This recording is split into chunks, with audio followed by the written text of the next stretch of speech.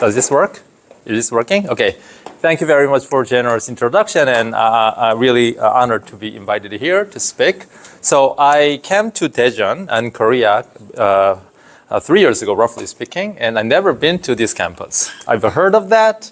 I knew it existed. It exists, and I've never been here, and so it is great to be here. And I actually really like the campus. It's full of greens, and it's in a sense less busy or compared to the other campus. I actually like it. The emptiness, right? The room that you can have, I think, allow you to speculate, waste, and therefore you have a room to be more creative, I think. Anyway, so thank you very much for coming to my talk. And so I was invited, and I was like having the exact same question. What would Professor Shin want to hear from me? What would that be? Would you be interested in seeing some complicated equations? Me going through what that means or what? So I decided to talk about, in the end, whatever I want to talk about. But in a way, hopefully that instead of delivering to you technicalities that I enjoy sometimes, but rather I decided to deliver, hopefully, the excitement that I'm holding in my mind when I pass through this journey. So I decided to talk about exploring universe, what aspect of universe, therefore, but through the window of particle physics. Okay. So whenever you have questions, I don't mind stop in the middle of the talk. So please interrupt me and ask any questions. And also, I really like the way this entire event is starting. In a sense, I have a sense that you guys are very open-minded, extremely open-minded, inviting theoretical particle physicists to your talk. So it's a great start. Let's see how things go. By the way, can you see this well? Hopefully you do. I don't know. I don't mind, but in case you need. So the first slide I put, is literally this. What are we doing? What are we thinking? What are we really spending our time on? Right? We literally do this a lot of times. Just look at the sky, or actually, most of the time, this for me will be a big, gigantic blackboard. Look at the board. Think about, what kind of cool question we should ask. And really, we are asking these types of questions. Why the universe is so big? You might say I'm joking. You will see.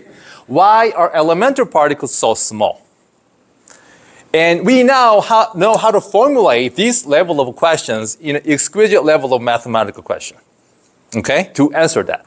But answering those questions are hard, but at least we are free to ask those questions. And we have been developing step by step what we need to understand to ultimately understand these types of a question. So particle physics, broadly speaking, is to understand physical phenomena around us from the smallest length scale, including, what is that smallest length scale, to the largest length scale, including what is that largest length scale from first principles. So I'm going to spend some time explaining to you what do I mean by each of these items. So what do I mean by smallest length scale? So one of the questions is, what are the fundamental constituents of our universe? What are we made of, basically? And this is basically a summary of what humanity has successfully understood so far. Okay? This is the complete list of what we believe so far, the list of elementary particles, which means that you cannot break it up into something else. And we talked about, again and again and again, but there are questions, there's a reason to think that there must be something beyond what we have understood so far. Okay? So let me go through a little bit of this diagram. So first of all, this orange part, there's a U, C, T, D, S, B. Okay? So these are called quarks. These are quarks. So up and down, charm and strange, top and bottom. So there's something good, something bad. Okay? And the greens you see below are known as leptons, including, hopefully, at least you know this, electron. Okay? And then there's this blue, 4 of them. So these are what compose the stuff. These are called the fermions. These are what makes the stuff. You are fermion. I am the fermion. I'm one of the fermions. And then these blue ones are what's binding them together, what's mediating the force between those. They are called gauge bosons. There's a photon, which is origin of a light, as you see. And there's also what is known as a gluon. There's also massive W and Z bosons. We will go through some of this. And finally, there's this Higgs at the center. Okay, so we will have a time to discuss about that. Anyway, so in the regime of probing, understanding the smallest length scale of the universe, one of the first key question is what is the complete set of fundamental constituents of our universe? Now, in order to understand that, we need to be able to probe small stuff, right? We're talking about very small particles. So we need to be able to probe a small length scale, and according to one of the principles of quantum mechanics, in order to probe small scale, you have to have a large energy, okay? So it's called uncertainty principle. So in order to probe a small scale, you want to have a small uncertainty in your length measurement, which should be accommodated by the large uncertainty in energy, which means that you have to talk about the large energy. That is why we built this crazy machine known as a Large Hadron Collider, or energetic collider. We smash together two protons at energy of the order of a tenth of a tera electron volt, which is roughly speaking can probe 10,000 times the smaller length scale of the proton. Okay? So that's why we build these types of stuff. And this is actually, sky view of LHC, Large Hadron Collider. And this is in the border between the Switzerland and France. I don't know which side is which. Okay?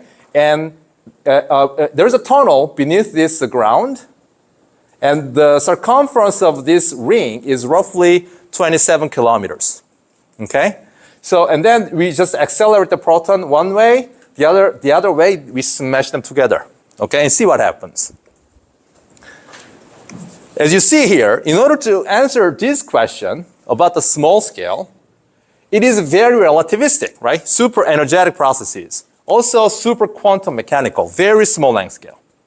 So we necessarily first to think about what is the correct formulation of a super relativistic, super quantum mechanical. We will get there.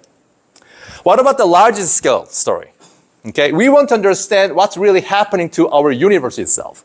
So ultimately, we want to understand understand the current observable universe. So I emphasize here, I'm not just talking about universe, I'm talking about observable universe. There can be something out there, okay? But we are interested in the radius of this space and time, which is, in principle, can possibly be proved scientifically. Anything else outside, there is just mathematically impossible to reach there. Okay, there's no notion of a causality, and something could happen. We don't know. We wouldn't know.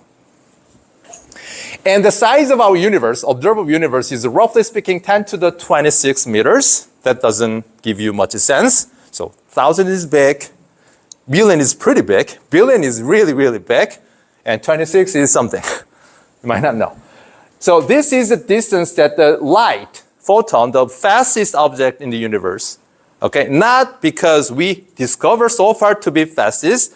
In principle, this is the fastest speed that anything can reach. It should take roughly 100 billion years to go from one side to the other. Okay? And we want to understand what's happening inside. In particular, we can break it up. Where did our universe start? How did it start? So we want to understand the origin of the universe, including some of the keywords known as inflation, which is like denoting the exponential, explosive expansion of our universe. And then what's known as a Big Bang. Probably you have heard of that, like a Big Bang, where that come from.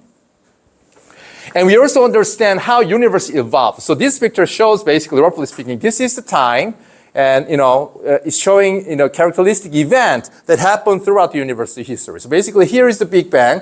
Boom, something happened. So Big Bang is a parameterization of humanity saying that I don't know what happened.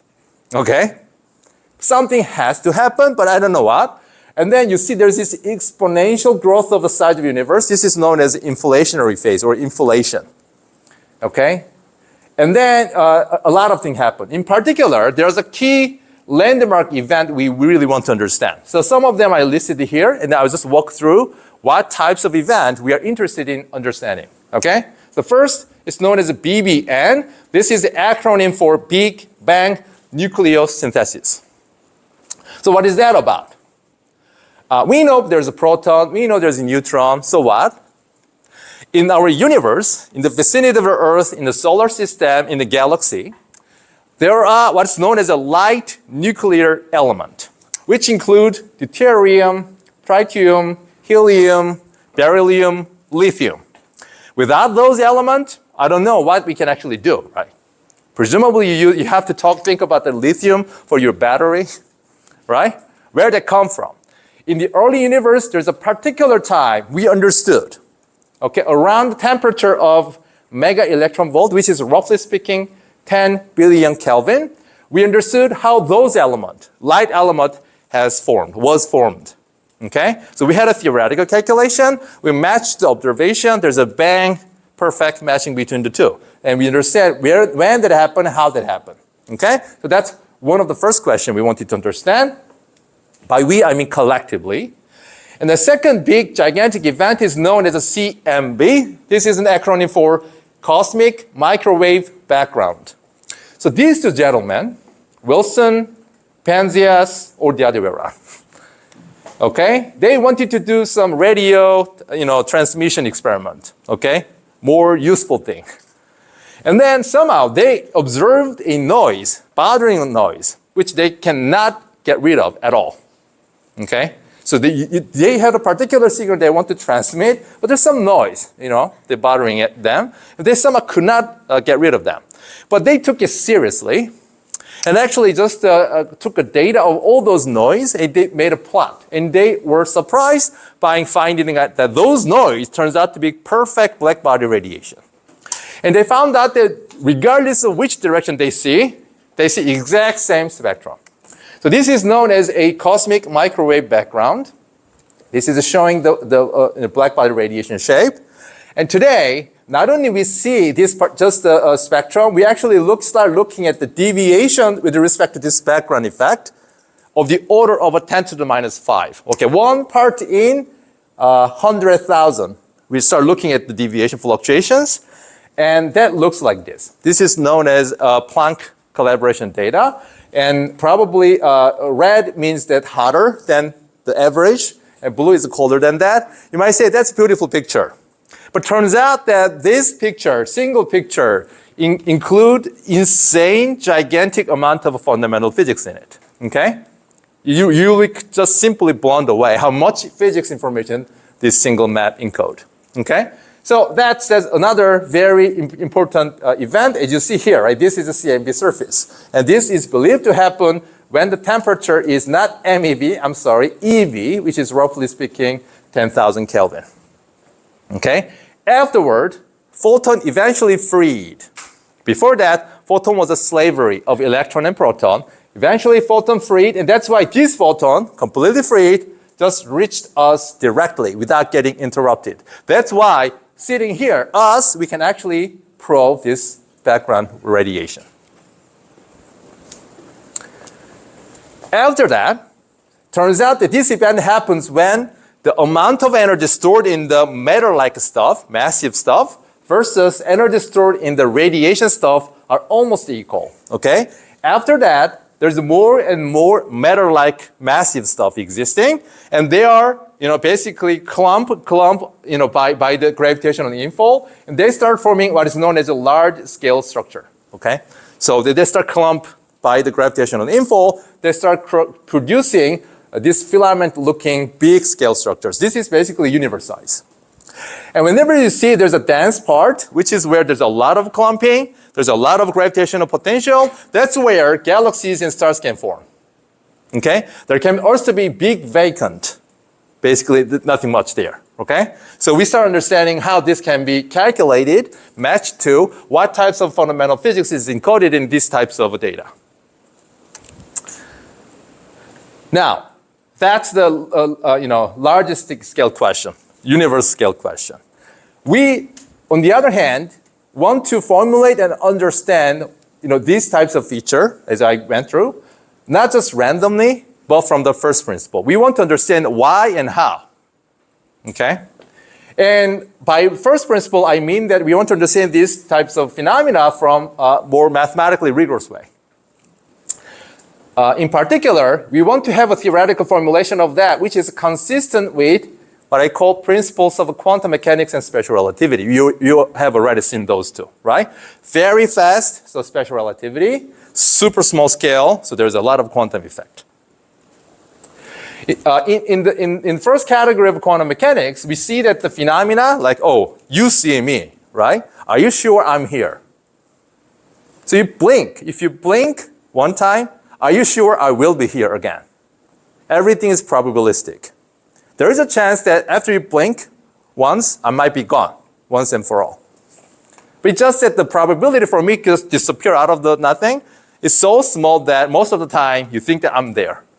So in quantum mechanics, events are probabilistic, and also the way events evolve over time should respect what is known as a unitary evolution.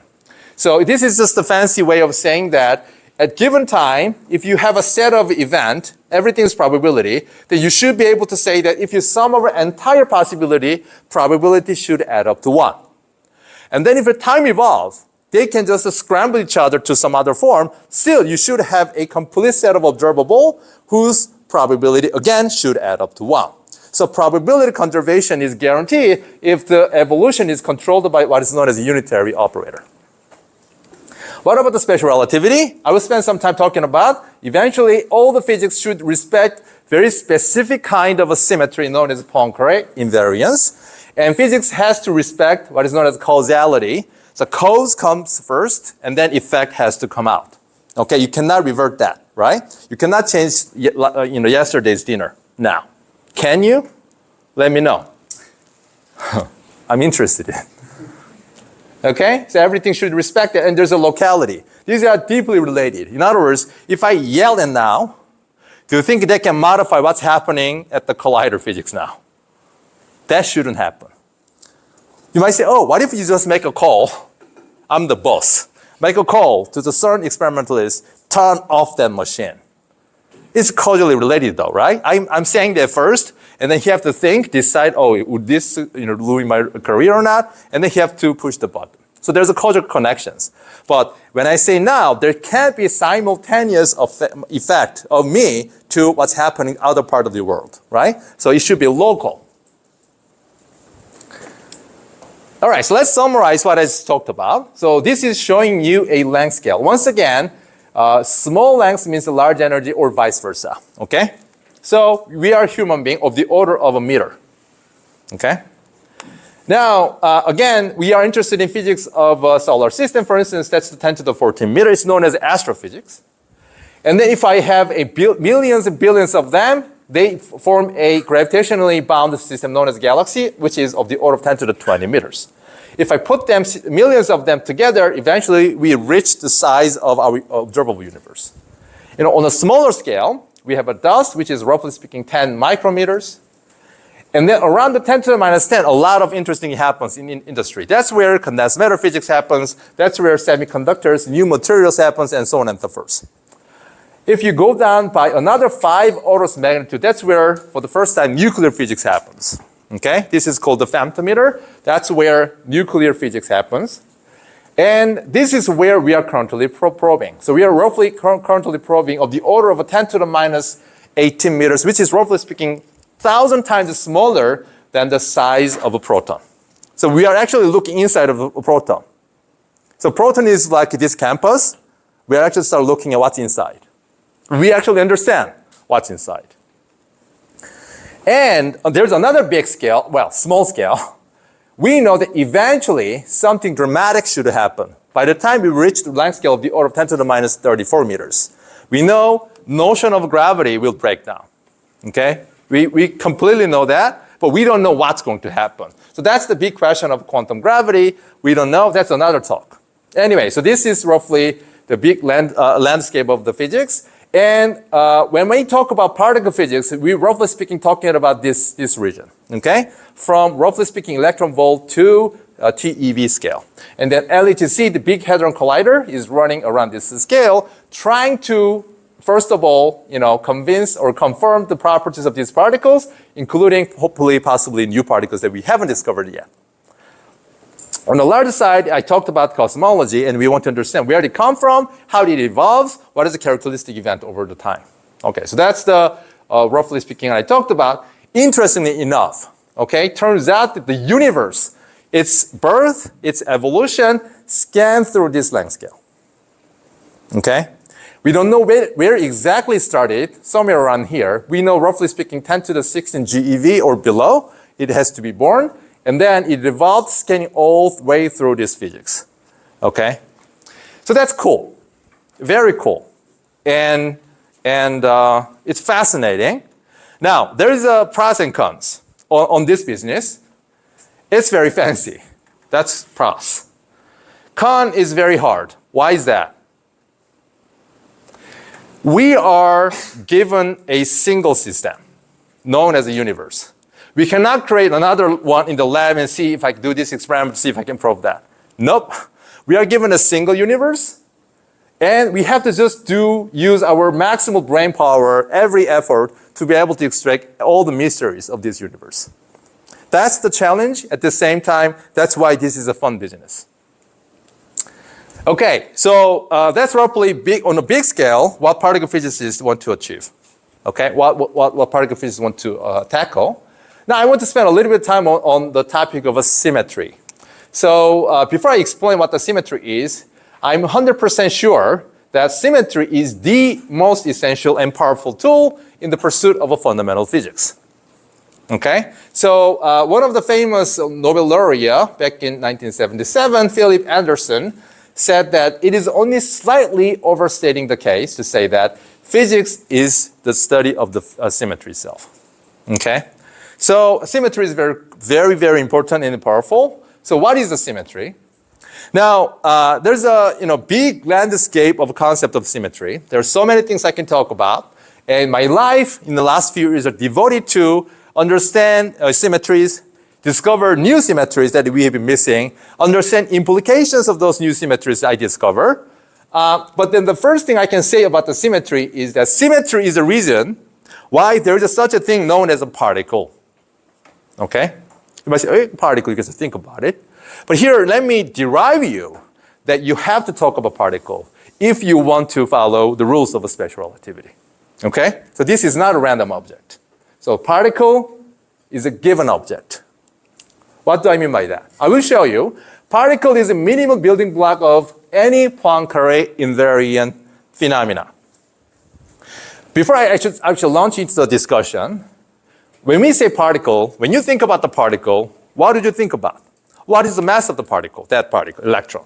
What is the spin, if you heard a little bit more about it? What is the spin of electron? What is electric charge, right? These are the stuff you might be talking about. But then why? Why we have to talk about mass? Why we have to talk about spin? Why charge? Why not color? What is the shape, right? Why we are not talking about those? Why we talk about this all the time? Why these are the good names tags? So symmetry is a set of transformations which does not change the physics. Let's take the example. So back in 1686, Newton formulated his set of laws of the physics, mechanics, and then that was good. F equal to ma, very good. And then about 200 years later, Maxwell, he was thinking mostly about the light, but nevertheless, I'm sure he studied Newton's law and he was happy with it. So laws of physics hasn't changed, even if time has lapsed. And then by the time 1900, Einstein formulated the theories of special relativity, which embraces Newton's law, but Newton's law can be obtained as a certain limit of Einstein's theory. So Einstein was still happy, but with some approximation. So laws of physics still stay the same. And then 20 years after Einstein, a set of brilliant people eventually invented what is known as quantum mechanics today. And then they found that, again, they have their own sort of approximation to reach the Newton's result, but nevertheless, under certain limit, they are still valid description of the physics. So laws of physics hasn't changed. So this captures the fact that if it is a good physics, it should respect time translational invariance. Simple. You can run the same game. So this is a simple illustration of ideal gas law. There's a pressure, volume, temperature. They have to satisfy a certain relationship. Okay? It doesn't matter whether you do the experiment in the US or Korea or other parts of the world, right? So if you move your apparatus without breaking it, be careful, from one place to the other, you should get the same answer, right? Obviously, it may take another 6 months to completely optimize blah, blah, but that's the human being's trouble. Laws of physics should respect it, spatial, translational invariance. Hopefully that makes sense to you. Physics also should respect the rotation invariance. It doesn't matter if you have an apparatus like that or just rotate 90 degrees, do the same experiment. You should get the same answer. And there's a little bit subtler one. For instance, let's say I'm on the ground and then I'm seeing the train moving at a constant speed, right? And then one kid is bouncing a ball. It doesn't matter. Physics should be the same, depending on whether I see that event from the ground or on the train, okay? So that can be encapsulated in the form of what's known as Lorentz invariance. So physics has to respect these properties, invariance properties. And then this all can be summarized in the somewhat mathematical way, what is known as Poincare invariance. But hopefully they make sense to you. Now, what about it? So, just skipping a little bit, it turns out that the set of a Poincare transformation forms certain mathematical structure known as a group. So it's called the Poincare group. But that's an unnecessary detail. But it turns out that there's two special quantities. Not more, not less. Exactly two special quantities of this mathematical structure, which is a special. Why they are special? So one is known as a square of the mass. The other is known as the square of the spin. Turns out that those are the ones, they don't change under any set of Poincare transformations. Now, do I know who I am? You might say yes. Okay. But how do you know who I am?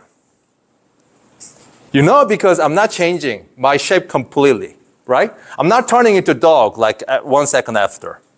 I'm not changing my color. I'm not changing the way I'm saying. There is a certain invariance in me. And that's why you're using to say that this guy's name is blah, right?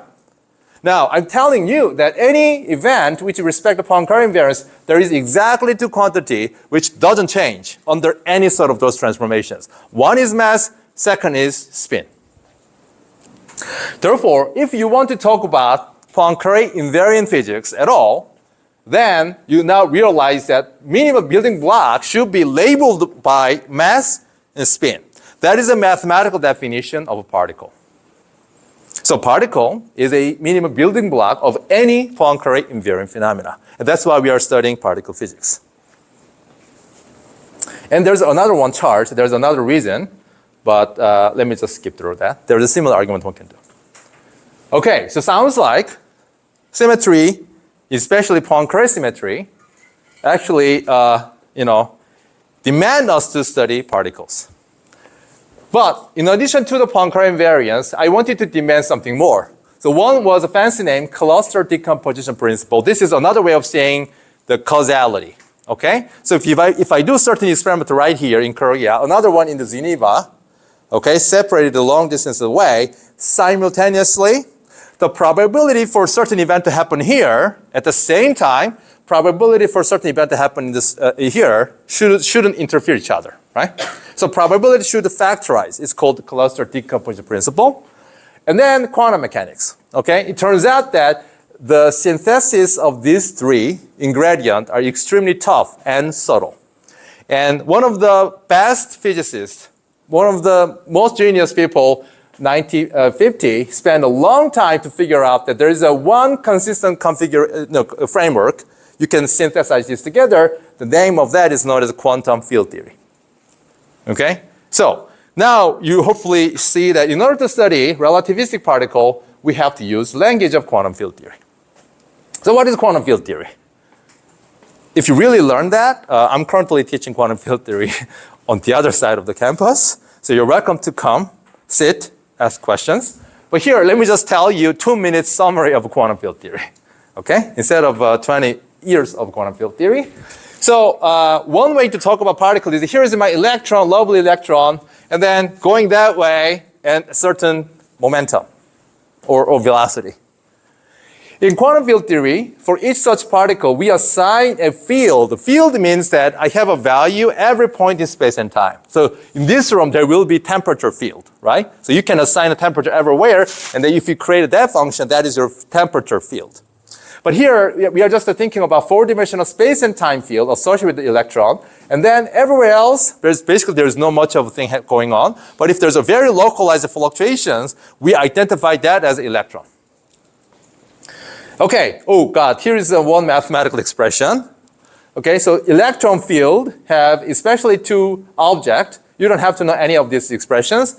One is known as a creation operator. The other is known as an annihilation operator. Meaning, this field operator is capable of producing an electron somewhere or destroy that somewhere.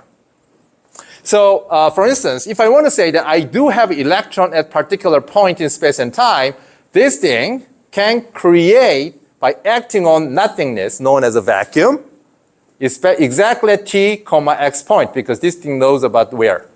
Okay? So this thing knows how to create the electron at a particular point.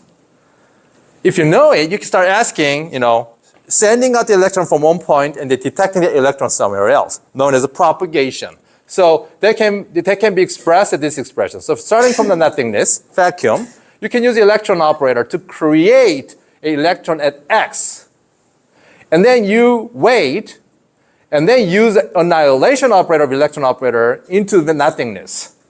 So if this thing is non-zero, you know that you have a created electron at x, and that thing somehow propagated to y, and then it destroyed.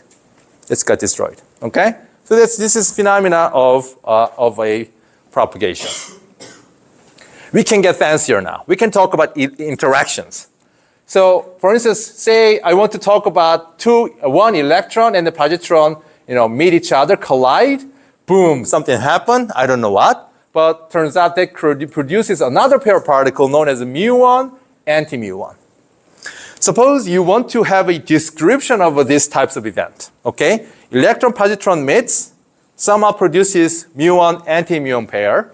At least without knowing why you are going to do that, but you know what you have to do it. So at the same point x, one electron field, one positron field meets, and then it also connected to one muon field, one anti-muon field, right? At least you can start thinking about those types of physics. Anyway, so this is a super short, brief, introduction to quantum field theory. But let's have some fun. So in the next part of the talk, I want to talk about what I label as a power of symmetries. Okay, so there's a historical event that I want to walk you through, but from the perspective of a logic. So in the Steiner model, I talked about there's just four force mediators, right? There's a photon right here. There's a three massive gauge boson known as a electroweak boson. And then there's another one known as a gluon. Okay? So the name suggests that it's sticky, right? Gluon, right? And there's a reason. There are 8 of them, actually. There's a reason because this thing, can talk to a set of quarks. So it can talk to a set of quarks or with itself, okay, with a certain strength, okay? Now, the strength, if I probe that coupling, the strength of the interaction at very short distance much, much smaller than 10 to the minus 15 meters. If you recall, 10 to the minus 15 meter is the length scale where the nuclear physics happens. So if I look at the much, much shorter distance, the interaction strength mediated by the gluon is pretty weak. So this is a strength, and then I'm just going to explore on energy axis or length axis. But it turns out that there's a dramatic quantum effect. It's known as a renormalization group. There's a dramatic quantum effect that it actually, as you start probing the size of the interaction at the larger length scale or smaller energy scale, they grow. Okay? However, there's an even more dramatic event happen. By the time you reach the energy scale of the order of 200 MeV, which is roughly speaking 10 to the minus 15 meters, it blows up. It just literally hit up to the infinity. What it means is that this is so sticky that every quarks are bound to each other. Okay? You start losing the notion of a quarks or gluon. They just stick to each other. That phenomena is known as a confinement, proper name. They completely confine to each other. And all the quarks or gluons are permanently bound. Okay, they cannot anymore freely walk around. And once that happens, it is believed that now they start forming what is known as composite particles, meaning you put them together, some number of quarks, some number of gluons together to start forming another like nuggets. Okay, composite particles. Now this physics, this phenomena, confinement, is the first millennium problem listed in Clay Mathematics Institute. This is still remained to be the one of the most significant and most challenging problem in theoretical physics and mathematics. So what it means is that if you solve this problem, you will become rich because they will give you money, famous, and I always say that you're not going to get a single award, okay? It's not just a Millennium Award. I guarantee you that you will get Nobel Prize, Breakthrough Prize, Millennium Prize, okay? So whenever I give these talks to talk about this particular confinement phenomena to juniors, if you think you're talented, you can consider it, but don't jump in. You will not get out of it, okay? Now, you might say, oh, screwed. That sounds like a very difficult problem to talk about. Okay, so there's this one, we understand a little bit, absolutely impossible to tackle at the moment, okay? However, historically, mid-1900, people discovered experimentally a set of particles. Their name has pions, kaons, etas, but the name doesn't matter. They discovered the particles. You might say, I'm a fundamental physicist, right? So back in the day, this is like the highest energy they can prove, right? As a humanity. Now, you want to understand what is underlying physics among these guys, right? What is interaction? What is the rules of the, physics, laws of the physics that governs them? Sounds like it's almost impossible to tackle that question as I illustrate that, right? Where they come from, where they are the bound state of these guys, how do we understand that? Yes, solve the confinement problem and come back to me later. So professor back in the day had a genius student. I'm very interested in the study of this, what's known as a measure. All right, here's the question. Confinement, if you solve it, come back to me. Right? Sounds like a very difficult problem. So, but then there has been breakthrough, gigantic breakthrough. So we realized, not me, it was before me, people realized that in this high energy phase, there are symmetries. What is a symmetry? Turns out that there are quarks known as the up-down strange. There are three very light quarks, and there are left kind and the right kind. Turns out that physics is invariant if you scramble them together by certain 3x3 matrices, and again also scramble among the right-handed guy together, physics doesn't change. So there's a symmetry, but there's a specific kind of scrambling known as SU3, but that's technicality. Okay? There's a certain transformation that leaves physics invariant. So you learn that there's a global symmetry. There's a certain symmetry acting on the system. At the same time, experimentally, they start measuring stuff, right? There's collisions, there's scatterings, they start measuring stuff, and they found out somehow that the spectrum of these particles, one, and then interactions among those guys respect another symmetry, SU3. So theoretically, we understood this. Experimentally, we understood this. Now, what did you do? There's some extra clue, right? Extra clue. And then, they start understanding. There was a symmetry, G, and then there's another symmetry, H, left out. But somehow, this is less than that. And what happened in between was that there's this gigantic effect known as a confinement. Whatever that is, they form what is known as ground state of quantum chromodynamics, certain physics that describing this physics. And that doesn't like to keep entire symmetry, but only spit out on the subset of that. Right? That's what they understood. So this phenomena is known as a technical term, spontaneous symmetry breaking. It is actually easy to understand. Do you think this is rotationally invariant completely? No, right? There's a shape here. It's not completely rotation invariant. But does that mean that the physics, underlying physics, is rotationally not invariant? No. So this is an example of a state. Physics can respect the thing, but you can have a state, certain state, but certain state would not respect the rotational invariance. So this is an example of that. So physics respect that, but one specific example of the state known as the ground state, bottom of the state, that doesn't respect the symmetry. It's known as spontaneous symmetry breaking.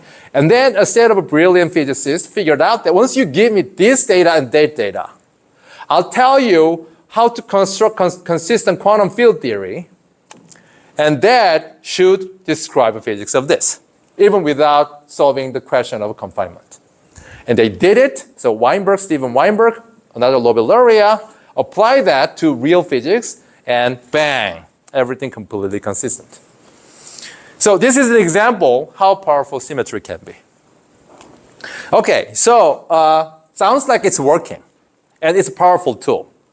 Now let's come back to the starting point. What are we doing?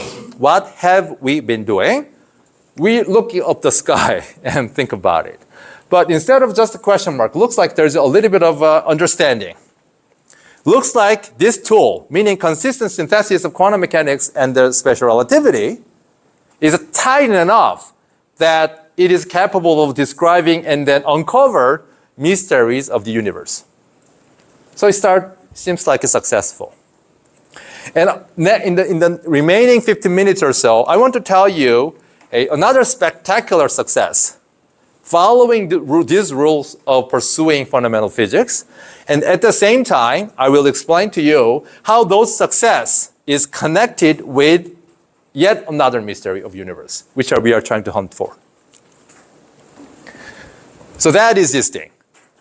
We knew Higgs boson should exist. I'm sure senior particle physicists will yell at me. Did you know that? No, I didn't actually. I was a little baby. But they knew. Okay? What do I mean by that? So here I'm showing you the two pictures that I already have shown you.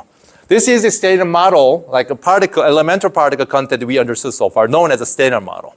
Okay? So there's a standard model, there's this much a particle. This is the same thing, but just organized a slightly different thing. But there's one common feature hopefully you recognize. Somehow this thing, Higgs field or Higgs boson, takes the center. Okay? Why this thing is so special? What is so special about this particle? And I was going to say that Higgs is special, and we knew, even before we discovered it experimentally, we knew it. How special that is? Well, so that Higgs boson was discovered back in 2012. Okay? When I just started my graduate school. Are you guys a graduate student, by the way? Most of you? All of them? Okay. Are you?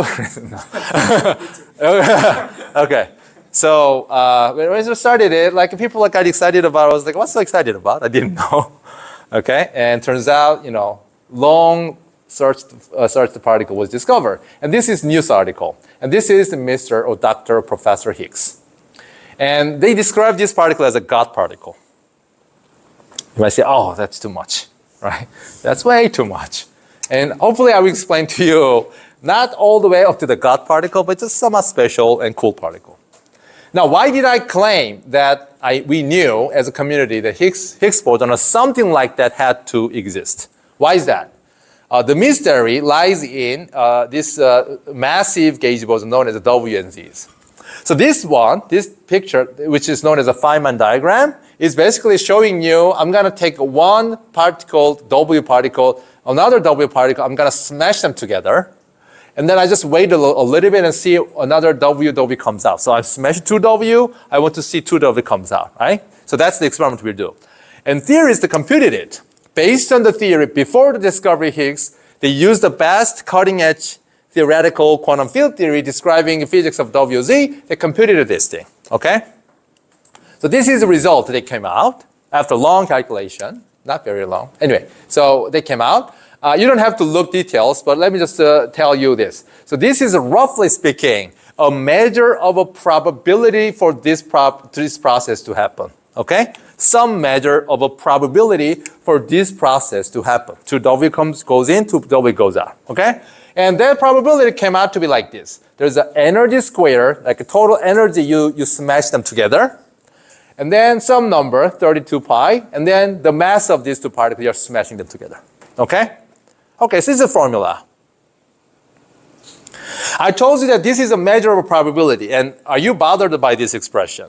No, that looks like beautiful. Everything looks totally good. Now people got shocked, okay? Roughly speaking, that was time of a late 70, early 80. They shocked. Why? So let me take energy and then do this process, start increasing the energy. And then the notion of a probability shoots up like quadratically in energy. And at some point, this is bigger than entire thing in the denominator, that this may exceed the notion of a 1. What does that mean, right? If this is a probability, probability should be upper bounded. You cannot exceed above something. But therefore, this theory, without a Higgs before, means that either the notion of quantum mechanics, probability, has to break down, or the notion of a weak coupling has to break down. So why weak coupling? Because they assume that this is weak coupled. Otherwise, they have another millions of billions diagram they had to include. So they just assume that this is pretty weakly coupled. That's why there's only few diagrams capturing leading contribution to the probability of this process. So this formula suggests, therefore, okay, that even before running any experiment, that this theory is either quantum mechanics breaks down or the notion of weak coupling breaks down around the scale of a 3 TeV. So the WMS is roughly speaking 100 GeV, and they knew that something has to happen by the time of a 3 TeV. You might say, okay, so to me this is a shocking event. It's extremely rare in the pursuit of a fundamental science that the question of a science aligns with mathematical consistency. We know without running any experiment that something has to happen. Okay? This is a sharp prediction based on or checking mathematical consistency of the thing. Okay? And our predecessors got bragged too much. And I told you there's a new particle. You idiot, I know it. Go run the machine. Put the power. I guarantee you there's a new discovery. And they were spending good time with a fund agency, right? Give me money because I guarantee you Nobel Prize. Okay? But historically, they ruined us a little bit. Because now it's hard to convince them. Usually the pursuit of science is like, it's curious. Let's see what happens, right? It's cool. Let's see what happens. But we sort of did too much to the agency that now they say, do you know there's a new discovery? But usually, not usually, generally, that is not the case. But here, historically, magically, the new discovery prediction was aligned with the mathematical consistency. So that happened. And therefore, in order to solve this problem, we knew that we had to introduce something like a Higgs particle. In order to solve this problem, we knew that we have to introduce something like a technicolor theory, which is saying that they become strongly coupled, some completely drastically different feature of physics should pop out. All right. Now, nature has chosen the first path. So together with this second class of theories, and theorists together faded out. And then this one picked up. All right? Now, good. So that's how Higgs story is working, and that we already knew, sort of, that something like that has to exist. Turns out that this Higgs particle is very special, because that encodes the entire origin of mass itself. So it turns out that Higgs generates the masses of all massive particles in the Standard Model, therefore, all masses of the universe. So basically, one way to think about it is that these are sort of a set of massive particles in the Standard Model, and then turns out Higgs sort of condenses it. They freezes out in the space and time. And then when particles trying to propagate in the soup of Higgs condensed, they sort of feel inertia, and they feel like I'm tired, I'm fatigued. And that is sort of notion of the mass. So Higgs turns out that this is origin of the mass generation of the universe. So this mechanism known as the Higgs mechanism, and he's got very famous. But another thing, which I don't have time to talk about, is that without a Higgs, we are not talking about light. We are not talking about Maxwell's equations. We're not talking about electrodynamics. We're not talking about electronics. Okay? So Higgs is, again, the underlying reason why we talk about the light. But I won't have time to talk about it. So, looks like it's pretty special. Okay? It's pretty special, and then it explains the origin of not only the mass, but also light. Now, I talked about the origin of the mass, and this sort of roughly showing the spectrum of a mass of the standard model particle. So this is, roughly speaking, half MeV all the way up to hundreds or thousands of GeV. So span a long order, many orders of magnitude. And even there's a super light particles known as neutrinos. Okay? So there's a big spectrum. And ultimately, we would like to understand why these are light, why these are heavy. However, it turns out that there's even deeper version of the question. Much deeper version of the question. The size of the Higgs condensation, or that give rise to mass to all the particles, roughly speaking, hundreds of GeV. Whatever the unit, okay? If you don't care too much about the GeV, some hundred, okay? But theoretical expectation of that had to be 10 to the 19 GeV. So there's a, roughly speaking, 17 orders of magnitude mismatch. So I'm not explaining what that theoretical expectation, roughly speaking, if you have a hot bath of particle, and then if you inject cold particle, and they're going to interact each other, and this bombard on this cold particle that doesn't move much, and they heat it up together and go to the thermal equilibrium. There's a very similar quantum mechanical analog of that, and trying to push this up to 10 to the 90 GeV. However, that didn't happen. So the universe we observe somehow, what should have been 10 to the 19 GeV, very massive stuff, turned out to be much, much, much, much lighter than what consistent theory would not otherwise expect. This puzzle can be rephrased as follows. So this puzzle is exactly the same as saying that why there are four fundamental forces in the universe, okay? There's a gravity, there's electromagnetism, there's a weak force, there's a strong force.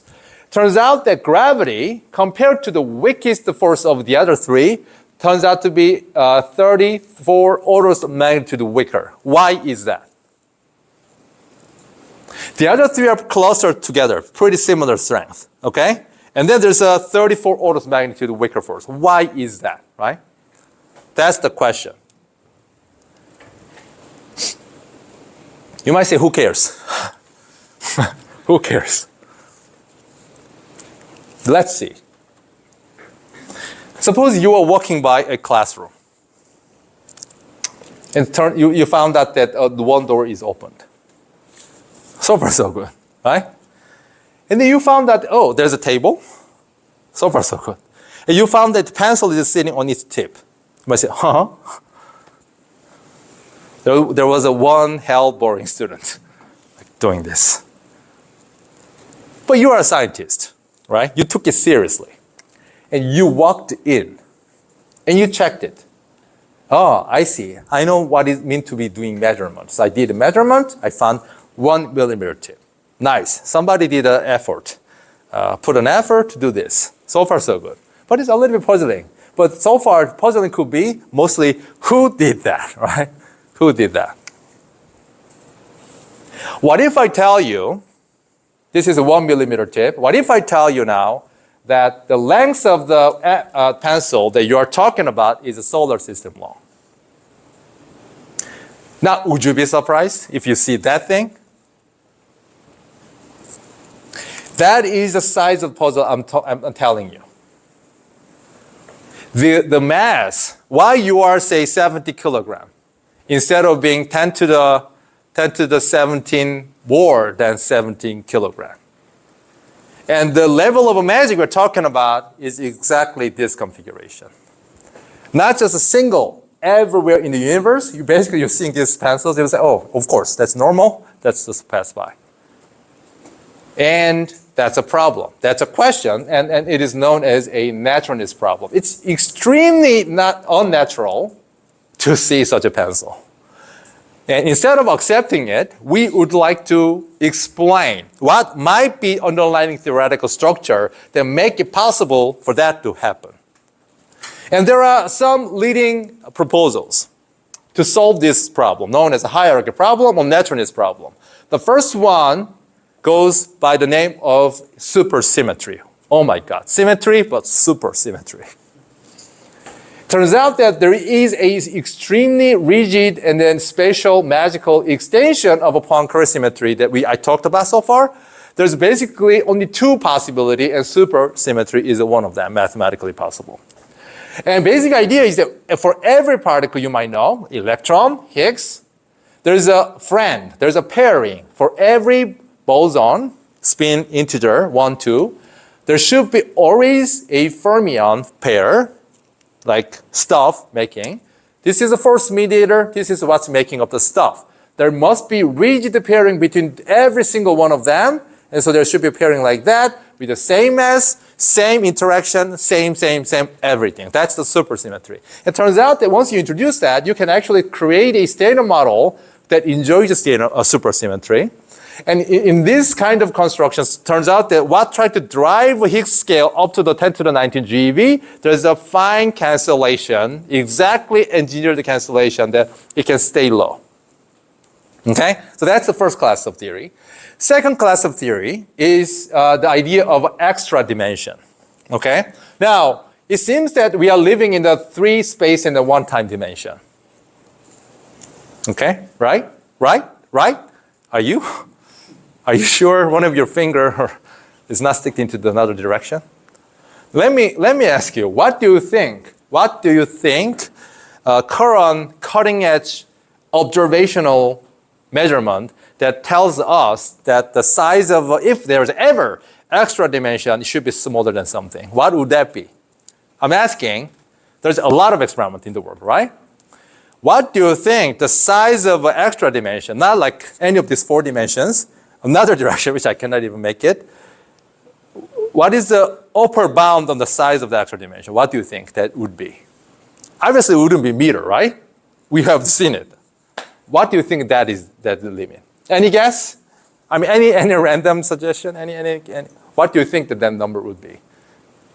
Obviously not meter, then we would have seen it.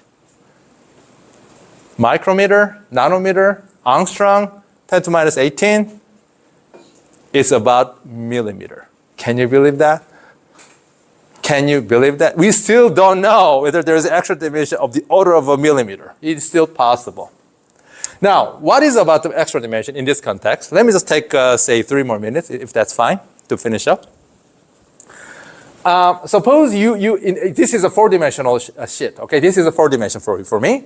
And then suppose we have seen, okay, there should be electron positron colliding and the photon emitted and the muon and anti-muon produced. Okay, suppose you have a theory that make a prediction. But somehow, whenever you smash them together, you never produce muon. Okay? One of the underlying reasons why that can possibly happen could be that there's actually secretly extra dimension. So it turns out that muon lives there and the electron lives here, and they actually never talk to each other, even though you project this way, they seem to have a coupling, right? So extra dimension can create extra features in theory side, and hence, therefore, sometimes can explain smallness or some special features. So for instance, in the context of a hierarchy problem, why gravity is much weaker than the rest of the force, this is configuration. So we live here.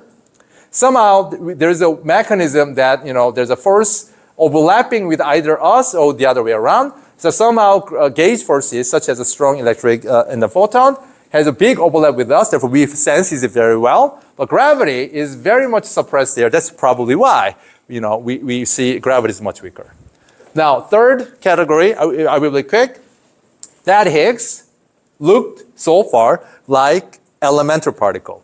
By elementary particle, mean it cannot be broken down to a smaller one, okay? And that is basically the status now, all the way up to 10 to the minus 18 meters where LHC is probing. So at this energy scale so far, it seems to be that this appears and behaves like elementary particle. But we cannot rule out the possibility that at even smaller scale, this is actually made out of stuff. So it's a composite particle. And turns out that if you hypothesize theoretically there's a construction you can do, then you can actually, explain the hierarchy problem too. There's another theoretical surprise. This is sort of my last part. That sort of happened back in 1997 and exploded it last 20 years or so. So I talked to you the idea of extra dimension. It's real, okay? It can be real. You know what? As academic life, I spend more time in 5 dimensions than 4 dimensions. Yes, in the daily lives, I walked and then lived as a 4-dimensional people. But in academic life, I lived more in the 5D dimensions. Anyway, but turns out that I talked about this extra dimension, and I talked about this compositics idea. Turns out that they are mathematically identical. What it means is that it could be that we still don't know where we're living in the 5, but it appears to be some composite particle. It's called the duality. Duality means an illusion. So let me illustrate the illusion. So suppose you see a guy, me, and suppose you cannot sense any 3-dimensional picture. There's a perfect 2-dimensional projection. Okay? So imagine now what you see. You might say, yeah, you're walking back. But if I completely remove any 3-dimensional sense from you, how would you know that I'm actually walking back in other direction or I'm actually shrinking? You wouldn't. That's the idea of a duality. That, there is an extra dimension, some guy is walking, but if there's a projector on the wall, it might appear to be just shrinking. There's a conformal transformation. Turns out to be, this is one of the greatest theoretical discovery and idea. Anyway, okay, so I'm gonna finish up my talk. There are still a lot of long list of unsolved but important puzzles of our universe. I'm not gonna go through any of this list. I talked about a few of them. But I just wanted to finish up by going back to the original slide, saying, what am I doing? What are we doing? We are speculating. We are doing serious calculations. We are trying to make predictions. We talk to experimental colleagues. Some of my theories are getting tested at LHC currently, which is exciting to see. I'm happy to see my theory dies for good, right? But I wanted to see the end of it. And these are sort of speculations I've been doing in the recent years. And with that, I would like to thank, and then I want to finish my talk. Thank you very much.